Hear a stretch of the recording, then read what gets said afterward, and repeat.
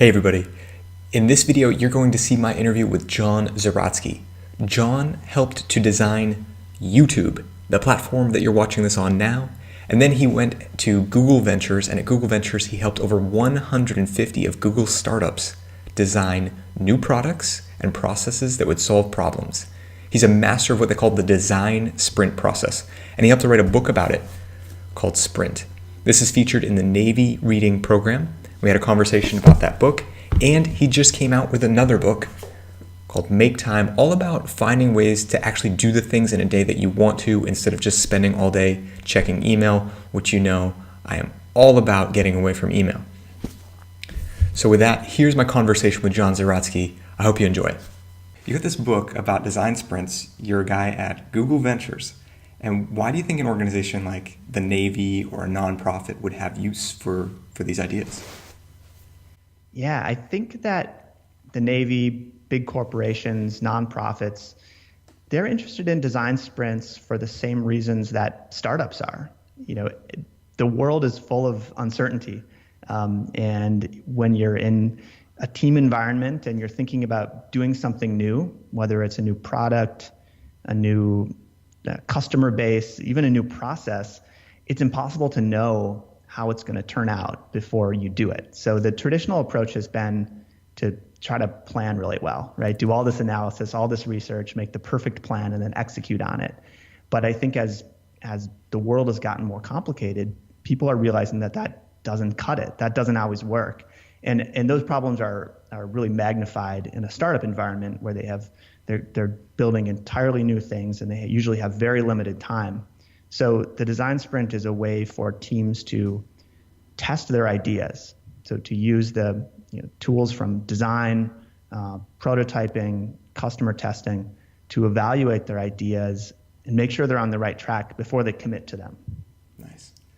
And John, how did this all start for you? Was it jazz music? Was it the school newspaper? How did you wind up in this path? Yeah, I'm sure that I'm sure that jazz music had something to do with it.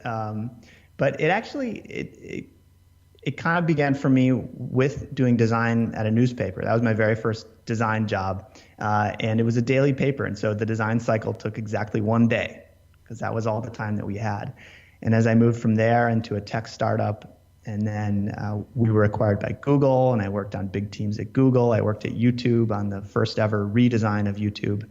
I saw the design cycle getting longer and longer, and I saw us leaning more on these traditional approaches of planning and research that I mentioned to try to get everything right because the stakes are really high. And I wanted to get back to that one day cycle. I wanted to get back to that approach of do the best you can, but see how it works in the real world. Knowing that all plans sound great in abstract, but the real test is when they're sort of exposed to oxygen. So I always kind of had that in the back of my mind. And at the same time, I was working at Google Ventures. I worked there from 2011 to 2017. And my role was to help the companies that we invested in use design to solve their problems, whatever problems they had as a business. And I realized that I couldn't have all the answers. I couldn't know what every company needed to do. I couldn't be the expert on everything. So I had these two ideas, or two challenges, really. This idea that I didn't know everything and I couldn't know everything, but I wanted to help dozens, hundreds of different companies. And on the other hand, I had witnessed this change in my career where design process just kept taking longer and longer. And I felt like it was getting me further and further away from where the rubber meets the road. The real world, the customers, what's actually gonna work. And at that moment, I met Jake Knapp, who had come up with this design sprint process at Google in a very nascent form. He was running it with teams there. And we recruited him to join Google Ventures, and we just began running design sprints. It seemed like this kind of perfect way to bring the power of design to lots of companies and to help these companies solve their problems in a very scalable, rapid way. Yeah, scalable and rapid are key ideas there. And yeah, one thing that you touch on right at the beginning of the book is that the phrase brainstorming, which is so popular, is not really scalable or rapid. Can you share more about your thoughts on that? Yeah, brainstorming is just one of these sticky ideas that will not go away. And I think it's probably because it's really fun to do. It sounds cool. It looks cool. The idea that you're just in a room and everybody's shouting out ideas and there's no judgment, and the crazier the idea, the better. It's very appealing. And I've been in plenty of brainstorms, but we found again and again that brainstorms don't produce good ideas. They produce a lot of ideas and they produce creative ideas, but they don't produce good ideas. And because everybody knows about brainstorming, because it's such a sticky idea, that became sort of a fallback approach for a lot of people who were feeling stuck and needed to generate ideas. Like, let's do a brainstorm. But I don't think it works. I've seen too many cases of where it fails. And so in a design sprint, there's no brainstorming. Instead, we have individuals work on their own quietly to generate their own ideas. And then those ideas are evaluated and discussed in a very structured way by the team. So it feels a little bit unnatural at times, but we found it's a way better approach to coming up with ideas. Yeah, and to have a guiding drive and have those rails on the system can be huge when you've got a lot of big personalities or people who are excited about the ideas too. Really helpful. Yeah, and there's a sweet spot when it comes to generating ideas. You need to give people time to really think through their ideas and not just shout out the first thing that pops into their head. But you don't want to give people too much time. If you have too much time, you get into the weeds, you obsess over the details, you drive yourself nuts with the what ifs, self-doubt starts to creep in. And so what we found with design sprints is that giving people a total of about an hour to work individually, sometimes we call it working alone together. So you're working as an individual quietly, but you're in a group environment. Everybody's in the same room, heads down on their own paper. It's about an hour that's made up of 4 structured steps to help people kind of build up to capturing that final idea in sketch form. We feel like that's really the sweet spot. That's the way to do it, about that hour. Yeah. Cool. Well, and that's based on our experience, which is mostly creating products, creating software products, mobile apps, websites, that type of thing. But we've seen people, especially since the book came out, we've seen people all around the world apply this process to all kinds of different things. We've gotten stories from sprints at insurance companies and in different branches of the U.S. military and in nonprofits. And this idea of working alone together to generate ideas seems to have kind of I don't want to say universal success, but it does feel like we've come up with a formula that works well in a lot of different contexts. Yeah, and you talk about all the different applications, and you are so much a media person. You're written all over the place. You're in Ink, you're on Medium, Wired, all these places, and now everyone is sort of their own little media company. Everyone's on social media, or everyone's on YouTube or blogging somewhere or something like that.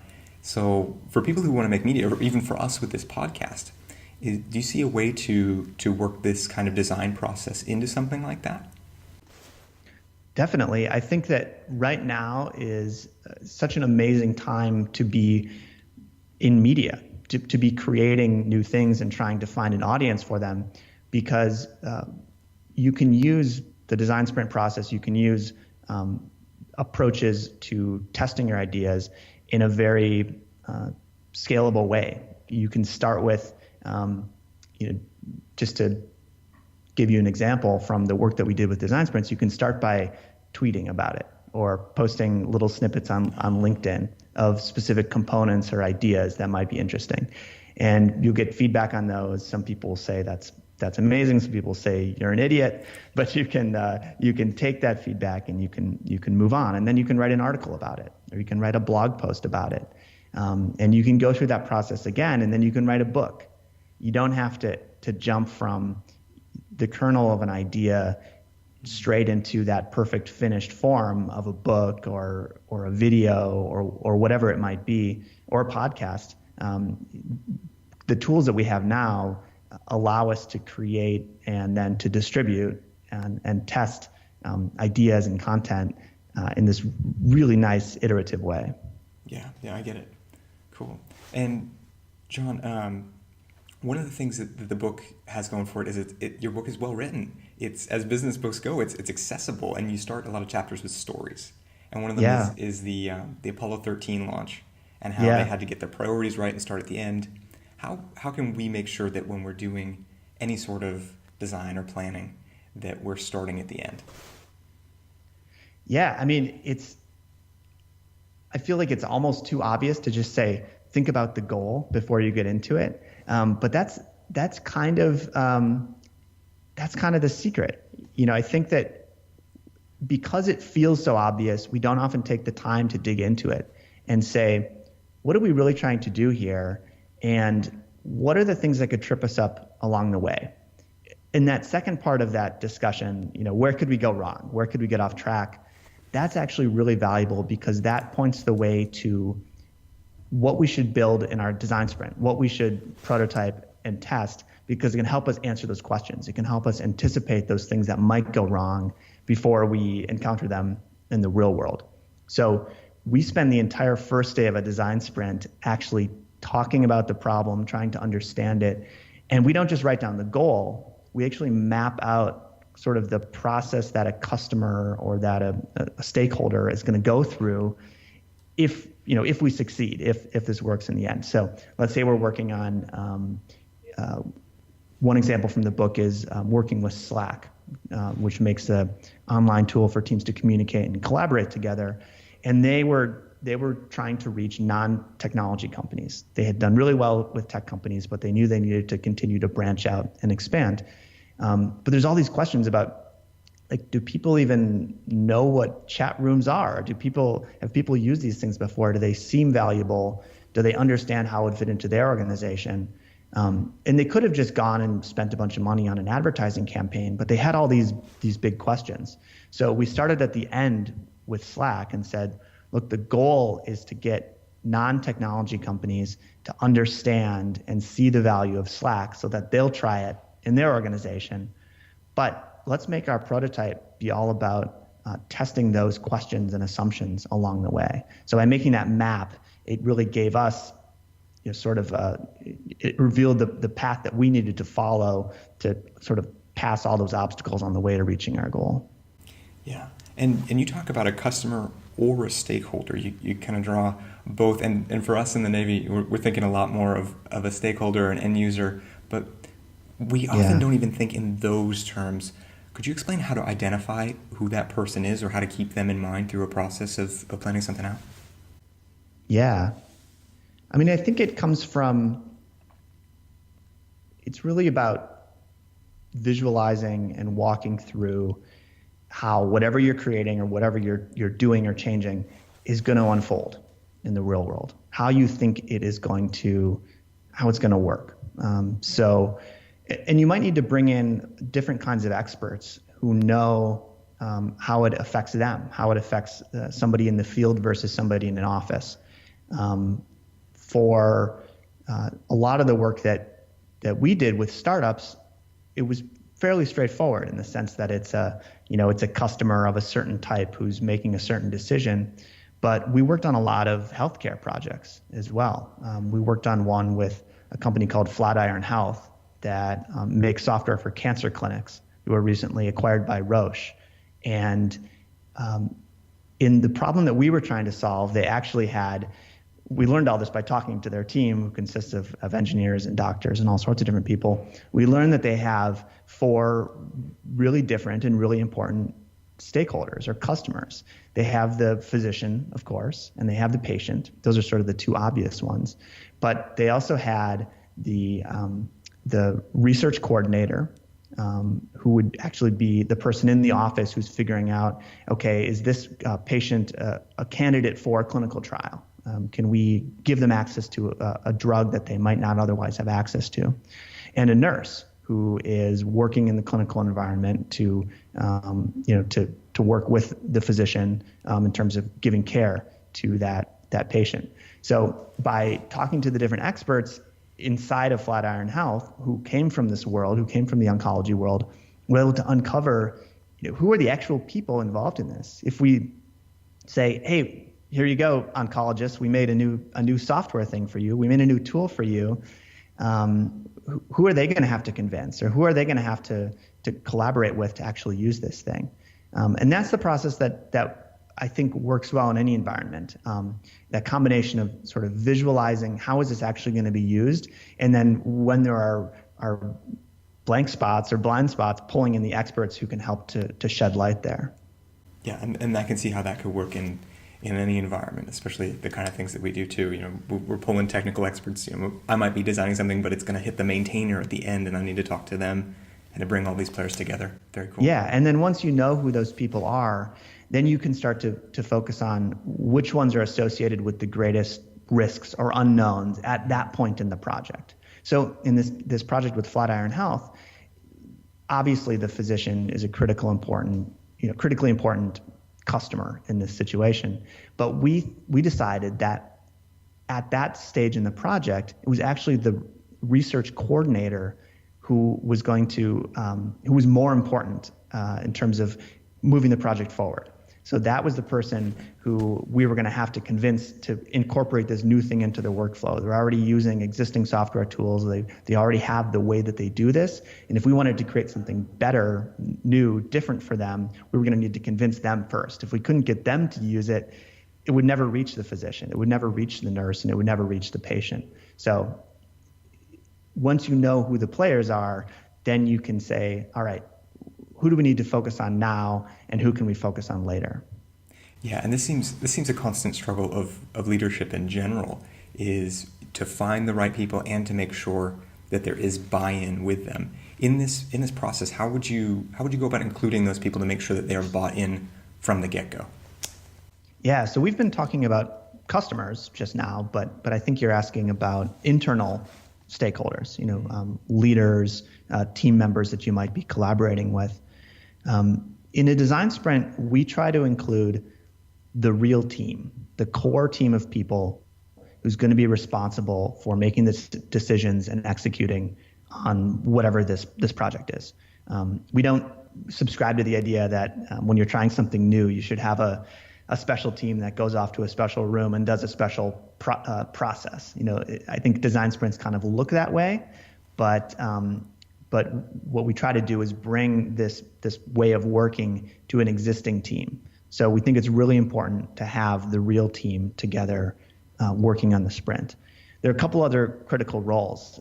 There's what we call the decider, so the decision maker who has the ultimate authority to either green light something or to shut something down. And one of the big challenges, if you don't include that person, is a team could spend a week and have an amazing experience and come up with what they believe is a great solution that's been tested with customers, but for some reason they didn't anticipate. The decision maker says, nope, I don't want to do it that way. So we always insist on including the decision maker, ideally for the entire 5-day design sprint, although that's not always practical. So in those cases, we'll have the decider make cameo appearances, sort of come in at these key moments to make sure that we understand the problem correctly, to review the ideas that we sketched, to make the final decision on what we're going to put in the prototype, and then to review those research results at the end of the week. So for us, if we want to get that decider, and that decider is usually a busy person, a commanding officer, a big project manager, how do we sell them on participating when they have so many demands to meet? Yeah, I think it depends on what's important to that person, or maybe what struggles they're facing, what challenges they have. We've worked with a lot of teams where the decision maker kind of feels this. They feel this pressure. They feel the weight of being responsible for making a decision that's going to affect a lot of people. And for them, a design sprint can often be a way out. It can be, it can provide sort of a pressure release to this weight that has been building up on them. So that's one approach. Other leaders or decision makers are very risk averse. They're afraid of rightfully so, they don't want to screw up. They don't want to waste time and money on something that's not going to be successful. And those are the same types of leaders who will often look to extensive, deep research and analysis to try to get the plan totally perfect and make sure every T is crossed and I is dotted before they move forward with execution. And for them, the design sprint can kind of be a faster, cheaper, more effective way to identify those risks and eliminate them before moving forward. So it kind of depends on who the leader is and what they value. Other times, honestly, you can sort of appeal to that person's care for their team. You can say, hey, look, we all know that this is something that we're going to need to figure out. We've been struggling with it. What we're doing is not working. We think this might be a better way. We'd love your support in trying it. And particularly, for the types of leaders that we all hope we get to work for, that approach can work really well too. Yeah, I can totally see that being a value in the Navy. It's so much of our ideals about how we should lead, that we want to be there and engaged with our teams and looking out for them and being active in the evolution of their work and their ideas. So cool. That's a great system. I have a question from one of our people actually at my command. He asks, what's the most interesting problem you took from discovery to solution with this process? That's a good question, and it's really hard to say because I've probably done about 150 different sprints in my years at Google Ventures. For just sheer sort of novelty and interestingness, it's really hard to top the project that we did with Savvy Oak, which was to design the personality for this robot that was designed to operate in hotels. So it's actually the first story in the book, and I won't repeat it in its entirety, but this team of roboticists had identified an opportunity to create a robot that could help make deliveries in hotels. So at hotels, the same times that the front desk is busy, people checking in, people checking out, are often the times that guests up in their room need things. They need an extra towel, an extra pillow, they forgot their toothbrush at home, they need something. And so the staff is often torn between, do we go and help this guest who's calling us from their room, or do we stay here at the front desk and you serve the people who are here? So the team at Savvy Oak thought, what if we created a robot to help with those deliveries? And they had been working in robotics forever. They were highly competent, very technical, very experienced. And they had actually, by the time we met them, they had created a functional prototype of this robot. You could put a towel or a toothbrush in a little hatch on top of the robot at the front desk. You could type in a room number, and then it could actually navigate there on its own. It had a map of the hotel programmed into its little robot brain. It was capable of riding the elevator. It would avoid collisions. Basically a self-driving robot. And it could successfully make these deliveries. And they had lined up a pilot program with a hotel in the San Francisco Bay Area. But they had held off on giving the robot any type of personality. They were afraid that if they made it seem too friendly or too human, that people would try to talk to it, and then they'd be disappointed or confused when it didn't talk back or it didn't understand what they were saying. And one thing we talked about in the sprint was how spoiled we'd become watching science fiction movies and reading books where we had this idea that robots are like C-3PO or they're like Wall-E and they have feelings and they have hopes and dreams and all this stuff. So they were really afraid that they'd have this robot that was functionally perfect but kind of weirded people out or just caused them to be confused, and the robot, instead of being a value to the hotel, would actually be a detriment.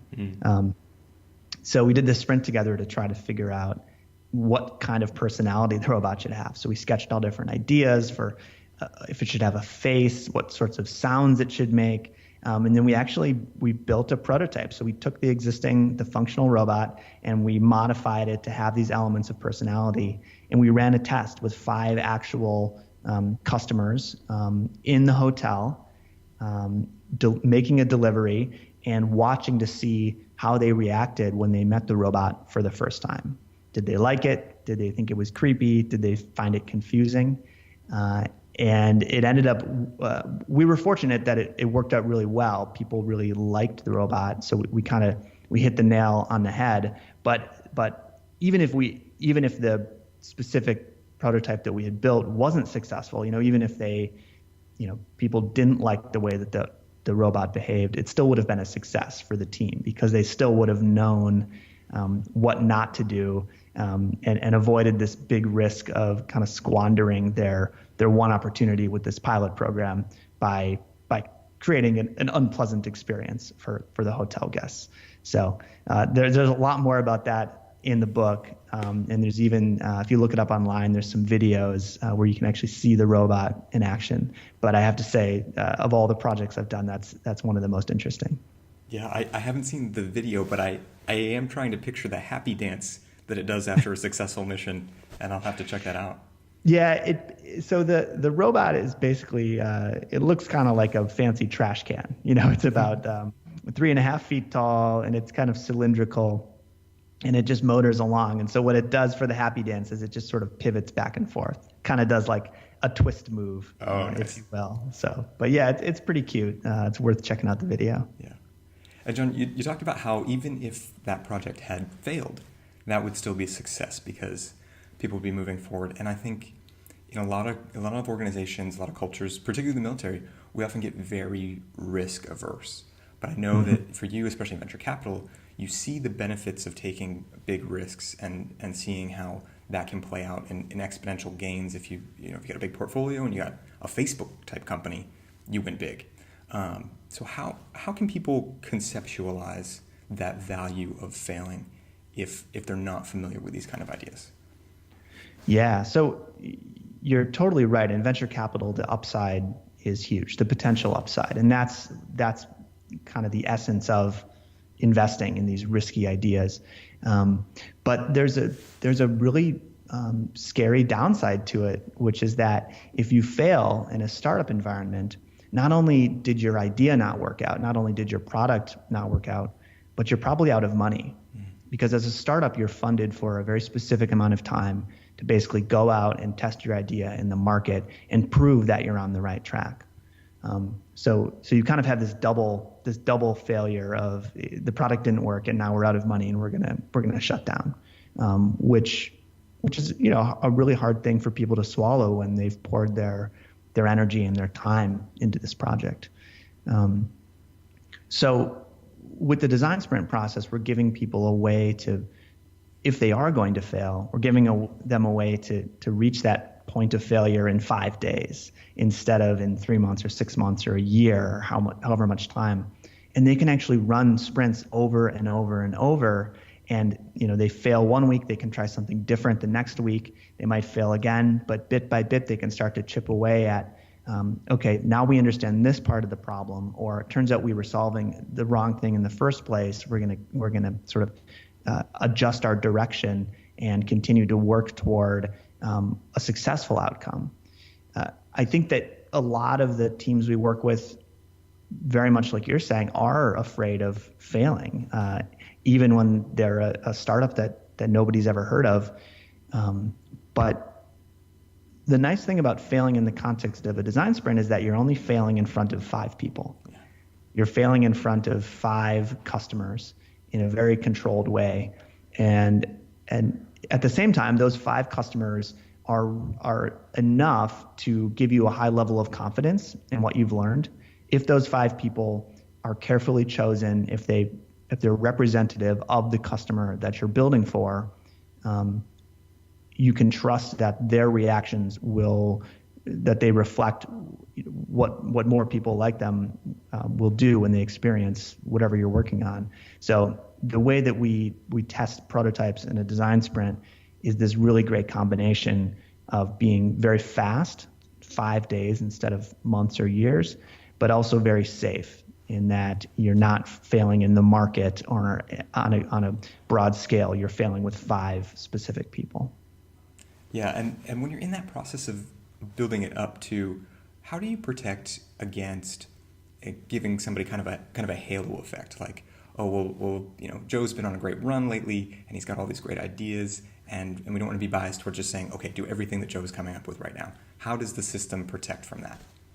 Yeah, that's actually one of the challenges with brainstorming, is that there's a lot of social dynamics that come into play. You might have somebody who's the boss, or somebody who is known to be creative, or somebody who's just really a good orator, somebody who's good at speaking extemporaneously in front of a group. And then when it comes time to make decisions, you have all those issues over again. Does a sort of low-level team member go against what their boss is saying for purposes of having a healthy discussion, or do they keep quiet and just go with the flow? So we do a bunch of things. The process that we go through on Tuesday when we sketch ideas, and Wednesday when we decide which of those ideas to prototype, is very structured, and it's designed to eliminate a lot of the problems that we see, these social dynamics with groups trying to do these things together. So on Tuesday when we sketch, the sketches are actually kept anonymous. And that's part of the reason why we think sketching is so valuable in this context, is you can work on your own idea, you can sketch it out. It might be a little storyboard showing how something's going to work, or the layout of a product, a piece of software. But you don't put your name on it. We post them on the wall, so we might have 8 or 10 or 12 different ideas, and we encourage people to give their ideas a name, give them sort of a catchy title or a handle that we can refer to the idea by, but there are no names. And then on Wednesday, when we review those ideas, we don't reveal who created the ideas until the very, very end. After everybody's had a chance to look at them, to vote on the parts that they think are best, are most successful, and we've selected the ones that we're going to put into our prototype. Then we sort of open it up and we say, okay, who sketched this one, and is there anything else we should know about it? Is there anything that we missed or misunderstood in our discussion of it that you want to share with us? And that way of working is a little bit unnatural. It's kind of weird. It's different than how things work. It's different than business as usual, but we found that it works really, really well. Yeah, and something about the dispassionate looking at a set of stickers on a wall and knowing, okay, this one's got a lot of stickers. That's popular. That's something. There's a big difference from that and like hearing actual human voices and all the dynamics that clash in something like that. Yeah, totally. I think looking at dots that are on a piece of paper has a certain objectivity to it, but also doing that evaluation in the context of what we talked about earlier, understanding the goal and the map and who's actually going to be using this thing, who's actually going to be encountering this thing in the world. It allows you to make decisions not just about what sounds cool or sounds exciting, but really what's going to help us get past this problem, what's going to help us reach this goal, what's going to help us answer this question that we're trying to answer this week in this sprint. Excellent. Yeah.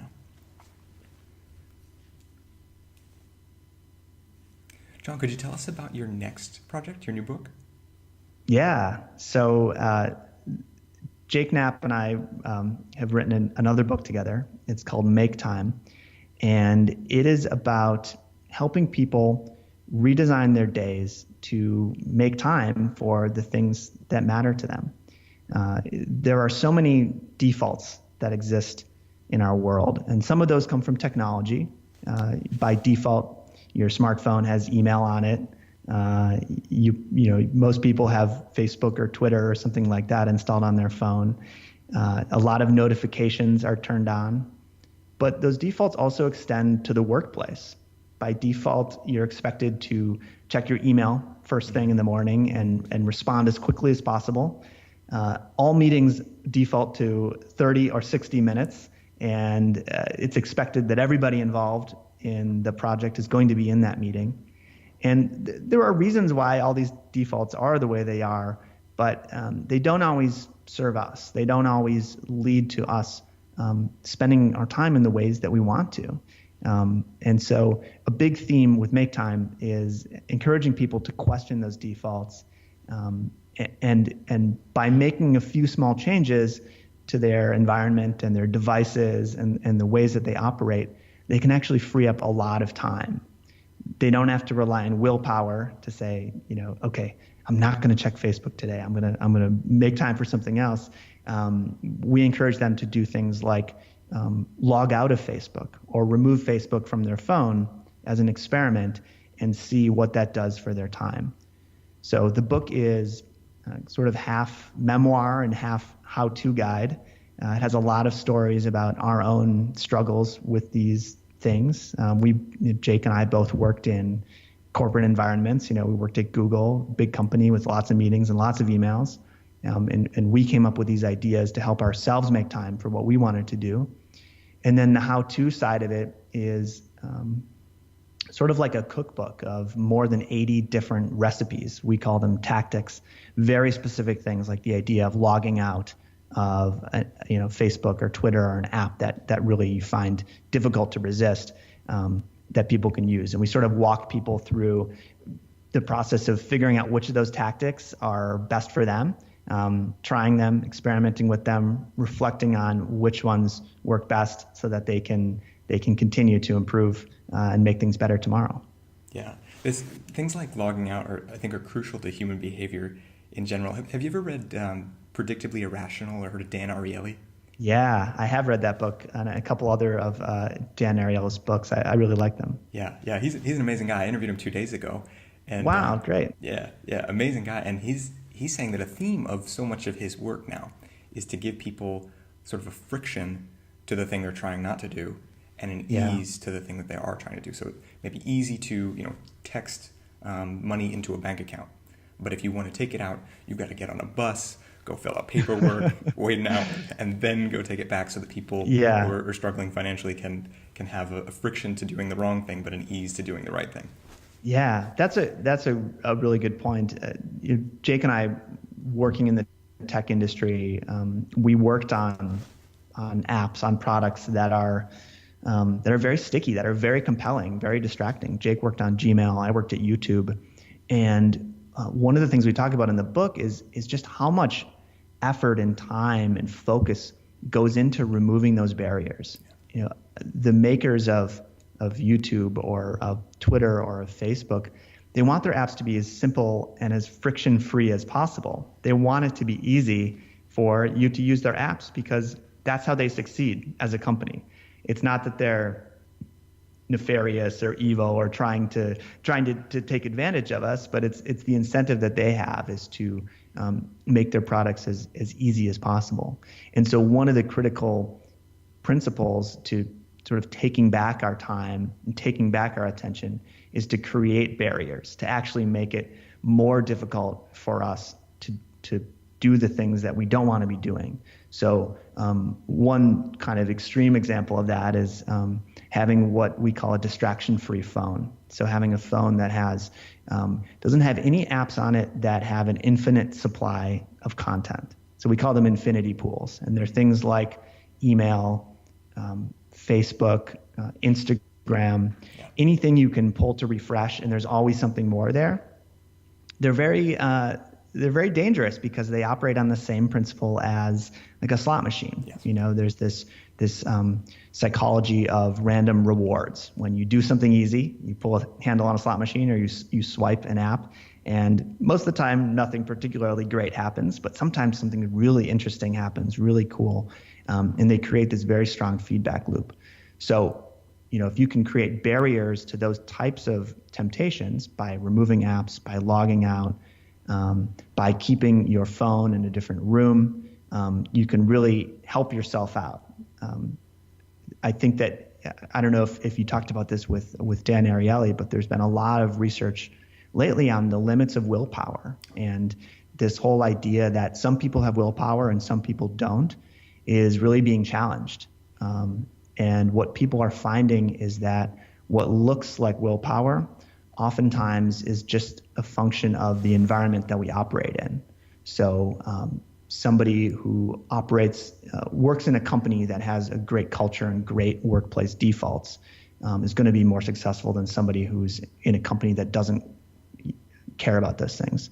Somebody who there was actually a story recently about there's a famous experiment in psychology, the Marshmallow Test. Oh, yeah. Are you familiar with this? Mm-hmm. Where kids are offered a marshmallow, and then the researcher says, you can either eat this marshmallow now, or you'll get another one. You'll get 2 marshmallows if you wait, I don't know if it's 5 minutes or 10 minutes. And for a long time, this was held up as an example of willpower at work. And they tracked these children over time and found that the ones who appeared to have more willpower were more successful in life. This is a huge finding, and really informed how we thought about willpower.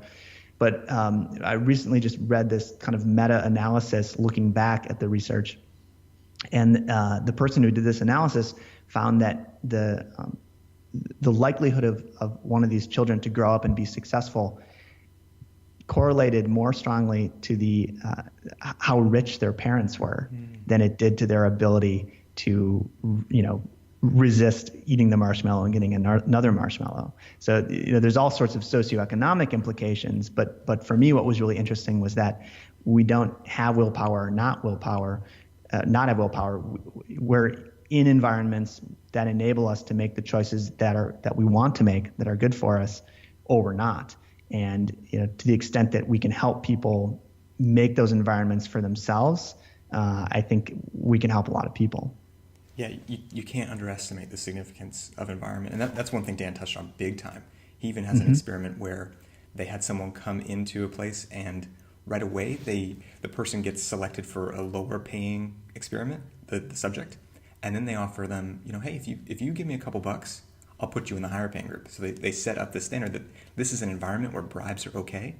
Okay. Those people would go on to cheat in the test, and those people would go on to actually steal money from the experimenters as well, because it's this indicator of the environment that never happens when they don't set that standard out the gate, though. Yeah. That's super interesting. Yeah, we've been talking a lot about changing our environment and creating barriers to distraction, but that's really only one part of what I think it takes for us to be able to make time and to sort of take control of our time and energy. The other half of it is being proactive and being positive about what we want to be spending our time on.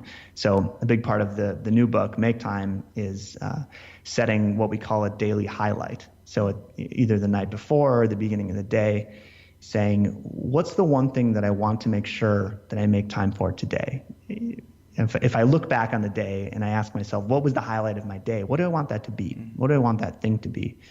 And obviously that doesn't become all that you do. That's not practical or realistic. But if you can identify one thing that's really important to you, finish a project at work, spend time with your kids, cook dinner, work on a project at home, and you can then rearrange your schedule, you can make choices, you can do things like change the defaults on your phone to support that. It provides both the kind of the mechanism for resisting distraction, but it also provides the positive, the thing that you're working toward. And so those two things together, I think, are a really effective combination. Yeah, crucial. So in respect for your time, John, I have one last question. Sure. Before I ask my last question, though, where's the best place for people to find you online? Yeah, so if you want to learn more about design sprints, go to thesprintbook.com. And if you're interested in Make Time, the new book, the website is maketimebook.com. If people want to follow me, the best way to do that is on Twitter. My username is Jazer, Jazer. All right. So John, my final question is, if you're talking to someone, maybe a junior military leader, and they want to create an environment where this sort of design thinking is going to be natural, it's going to be something that people embrace, what advice would you give to them?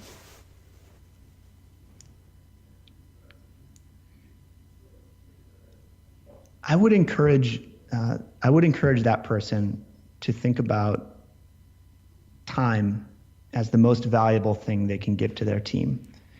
I think a lot of good decisions flow from that, because I think if you recognize that people need time to do creative work, people need time to make good decisions, you can start to look for the specific mechanisms or processes or tools or environments that are going to enable that. But I think that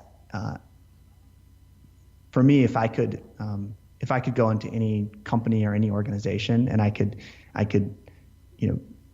tell the leaders of that organization that the most valuable thing they can give their employees is time, I think that a lot of good things would happen. Awesome. John, thank you so much. Yeah, thank you.